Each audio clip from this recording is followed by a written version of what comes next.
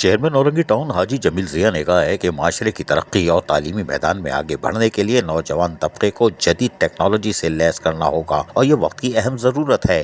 ان خیالات کا اظہار چیئرمین اورنگی ٹاؤن حاجی جمیل ضیاء نے پروجیکٹ اورنگیز اکیڈمی کی جانب سے ڈیجیٹل اورنگی کے حوالے سے منعقدہ اسکالرشپ ٹیسٹ میں شریک طلباء سے اپنے مختصر خطاب میں کیا۔ اس موقع پر انہوں نے بات چیت کرتے ہوئے کہا کہ والدین بچوں کو تعلیم فراہم کرنے کے لیے دن رات محنت کرتے ہیں۔ جن والدین کی مالی حالت بہتر نہیں ہے، ان کی تعلیم میں جو بھی خرچہ آئے گا میں خود دوں گا۔ انہوں نے اعلان کیا کہ سینکڑوں طلباء و طالبات میں سے ٹیسٹ میں کامیاب ہونے والے 100 بچوں کے اخراجات کا ذمہ بھی لیتا ہوں اور اکیڈمی میں اچھی کارکردگی دکھانے والے طالب علموں کو ہر ماہ لیپ ٹاپ بھی دیا جائے گا۔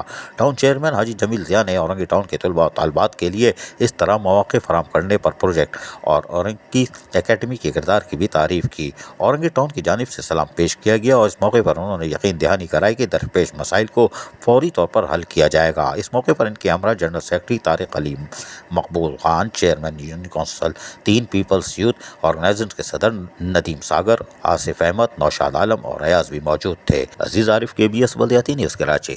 ایسی ہی خوبصورت ویڈیوز فیوچر میں حاصل کرنے کے لیے ریڈ بٹن پر کلک کر کے اور بیل آئیکن کو پریس کر کے ہم سب کے سبسکرائبر بننا مت بھولیے۔